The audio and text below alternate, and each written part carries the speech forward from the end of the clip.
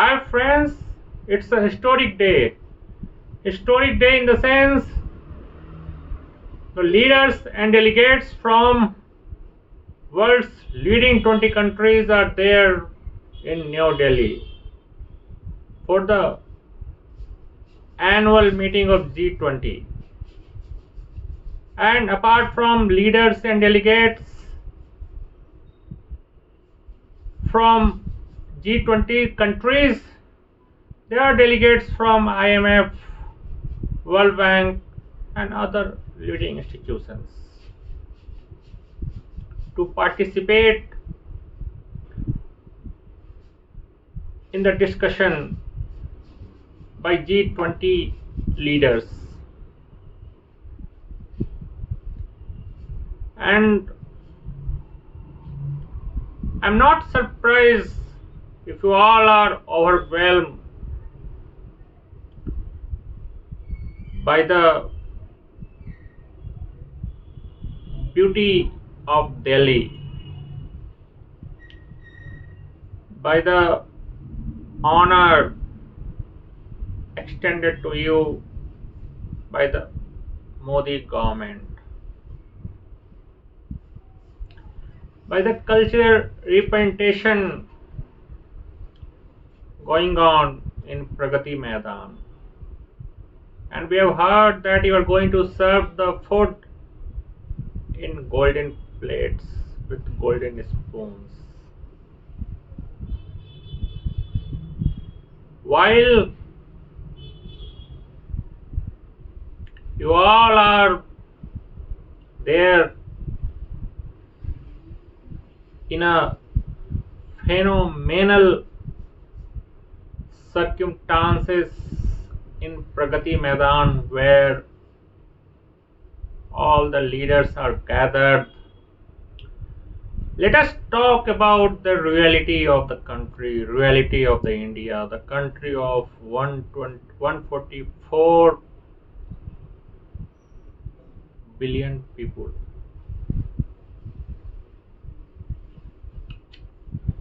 And the government, the absolute corrupt government, corrupt in the sense of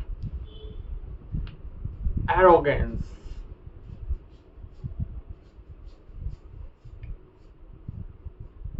Power tends to corrupt, and absolute power corrupts absolutely. The line has been quoted by Justice G.S. Sandhiwala of Punjab and Haryana High Court while hearing the case on no violence and the bulldozer drive after that. And it tells us about how the Modi government and its state allies are functioning, are governing the country, are governing the people of the country. We all heard how only the houses of Muslim families were bulldozed after no violence. The youths, the women were arrested, and while arresting, they were beaten publicly to humiliate them. And Punjab and Haryana court took suo motu of the case, halted the bulldozing drive, and called it's a process of ethnic cleansing, which was not liked by the government, and the bench was transferred.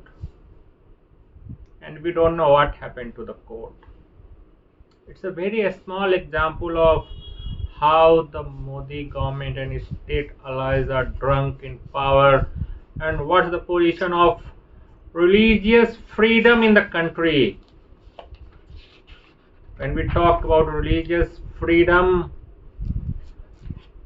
the second largest population of the country, Muslims, are living in hell now. while the 80% population belongs to Hindus, the government propagate that Hindus are in danger. How a population which controls everything in the country, from governance to bureaucracy to police to army to resources to private sector to public sector, can be in danger?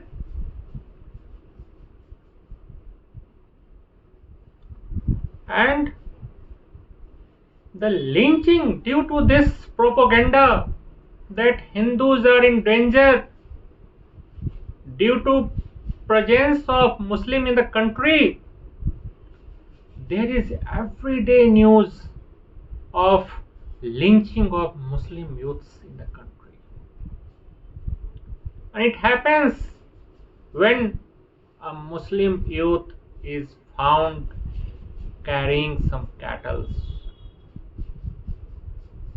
when a Muslim youth with long beard travels in bus or train,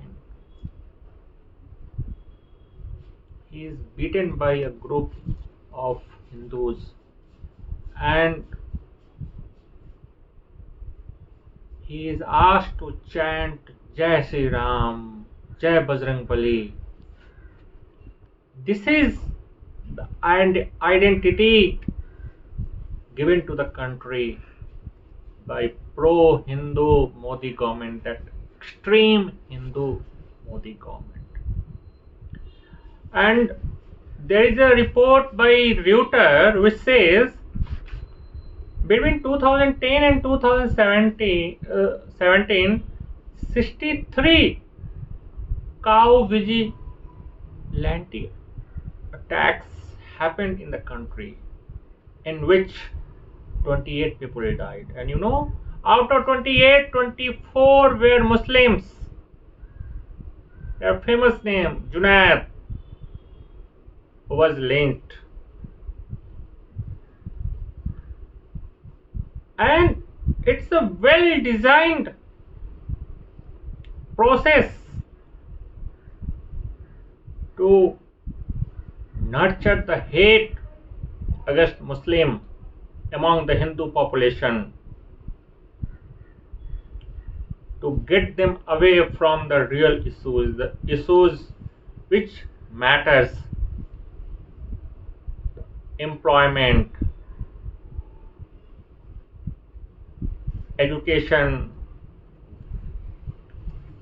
health, roads, power, water, housing, price rise. And the government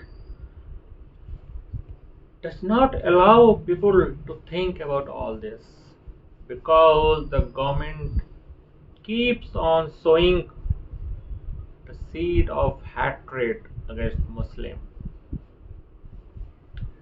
And to continue the process, the innocent Muslim youths are arrested, they are tortured, they are not given the bail. Umar Khalid, a renowned scholar, he is in jail for last 1060 days, and the charges against him as a key conspirator in Delhi riots. And the real charge against him, that he busted the propaganda of Modi government at various forums. He took part actively in the protest against CAA and NRC, and he is paying the price of that. And the real conspirator behind Delhi riots, the BJP leader Kapil Misra and Central Minister Anurag Thakur, not even questioned by Delhi police.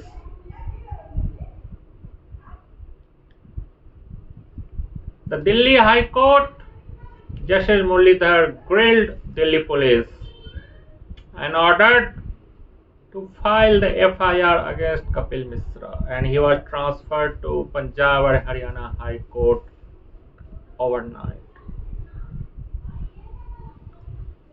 This is the arrogance of power. This is how the Modi government and its state allies are functioning, and how corrupt they are. We all know how the Gautam Adani used to be in the news nowadays, not for good reason, for all the bad reasons. The charges against him of insider trading and manipulating the prices of his floating 25% shares.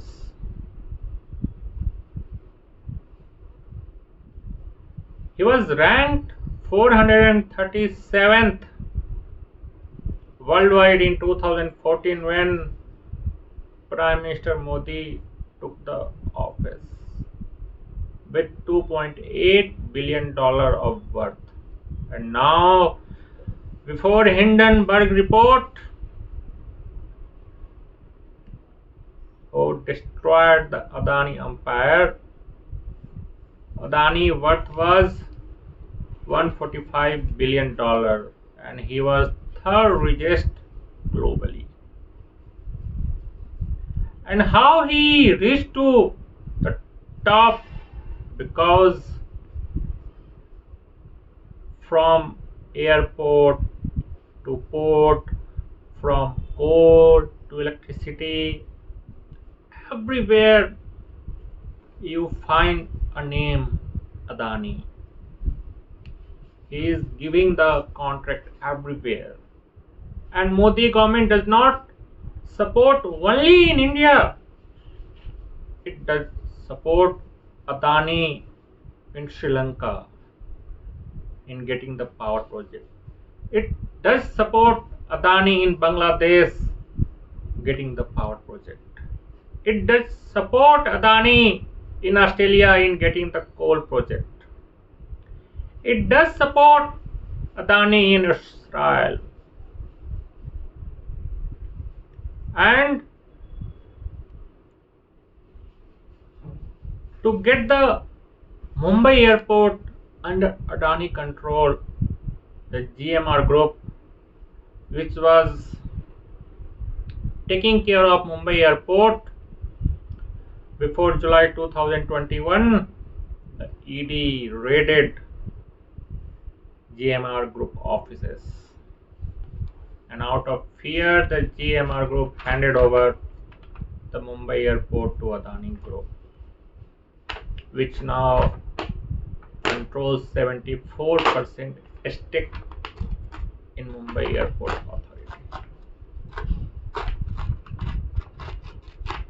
So these are the few stories which tells you how the Modi government is absolute corrupt due to having the absolute power in the center and in the state, and making the country hell for its people.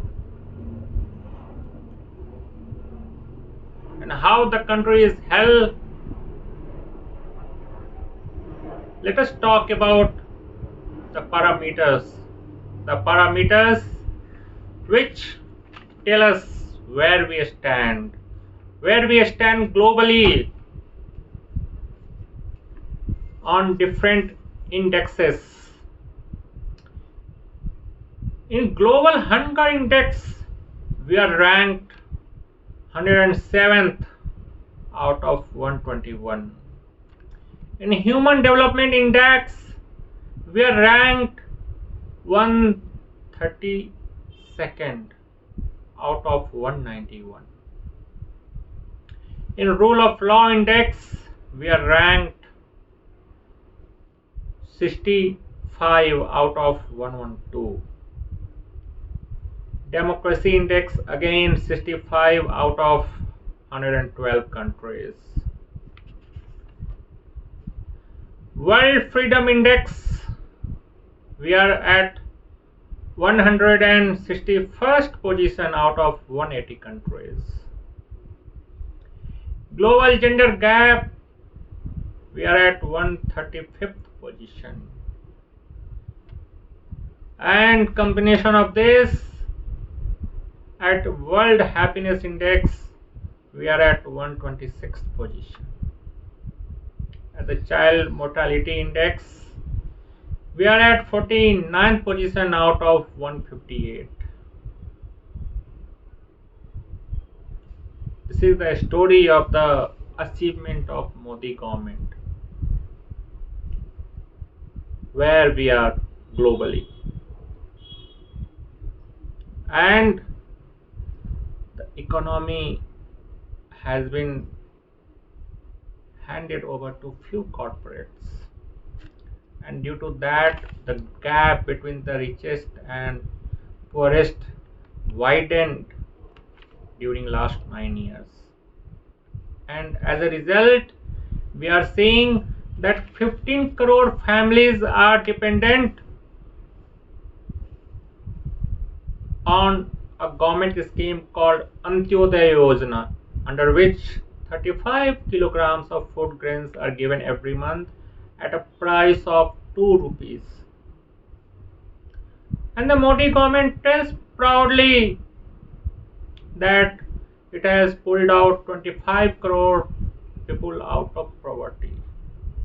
Yes, it has pulled out because every month they are getting the food grain, 35 kilogram food grain at a price of rupees 2.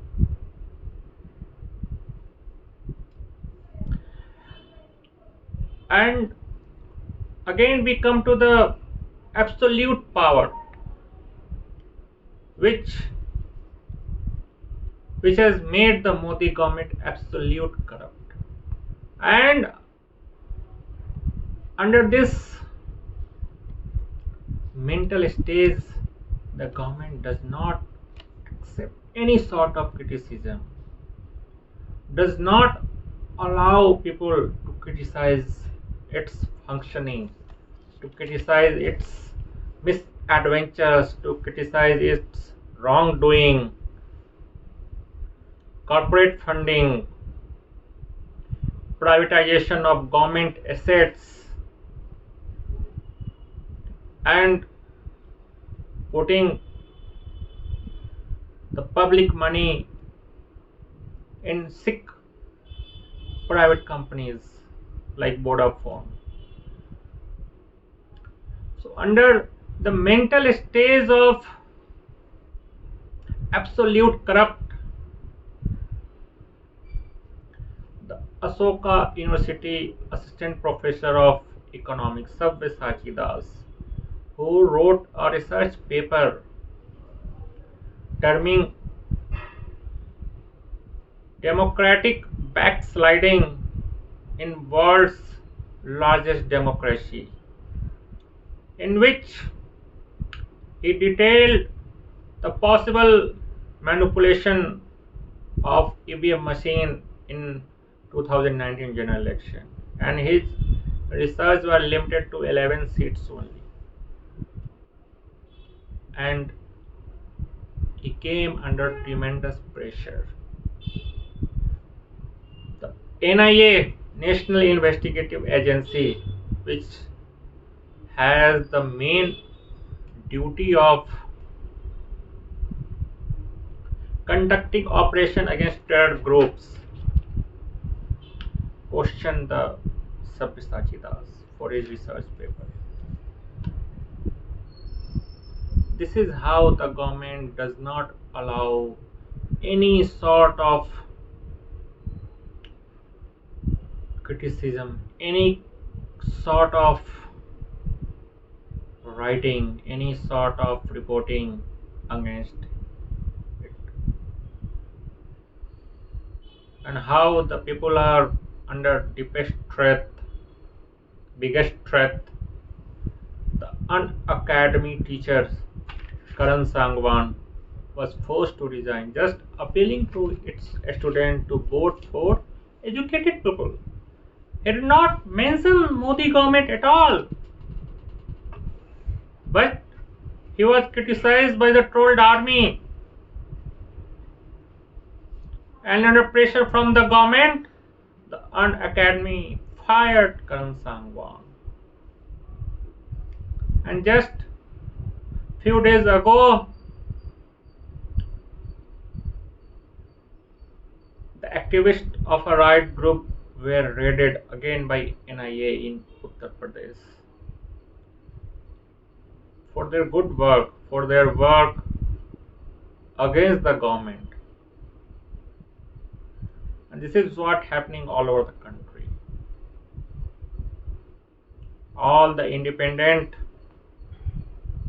news anchors were forced to left their news outlets, and they are running successful YouTube channels like Ravish Kumar, Punya Prashun Bajpayee, Ajit Anjum, Sakshi Joshi, Abhishar Sharma, and a new joinee Shohit Misra. Best of luck, Shohit, for saying goodbye to NDTV and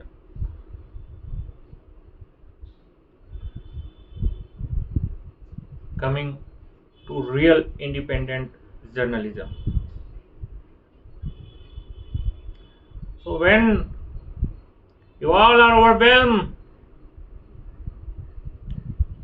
by the great gesture catered to you by Modi government, please talk about the declining human rights violation, the attack on human rights in the country, the attack on activists who speak against the wrongdoing of the government. Please talk about the attack on Muslims in the country. Talk about the corporate funding of the government.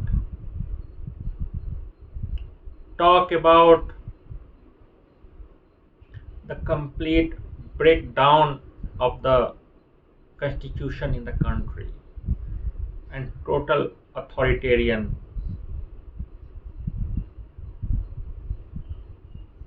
The democracy is real danger in the country, and if it is not discussed, we are running away from the real danger. Let us face it. Let us tell the government that the government does not own the country. Its people own the country. And for the betterment of the country, we will speak against the government. It's not a crime. And government thinks if it's a crime, we will do it again and again, and we will speak against the wrongdoing of the government again and again. And we are ready to face the aftermath action of the government. The cold, cough, itching, fever, vomiting. There are some projects of the Modi government applied on the family of the activist who vocally speak against the wrongdoing. But it's not going to suppress us. It's not going to demoralize us. We will do what is good for the country, and we will keep on doing it. Jai Hind दोस्तों.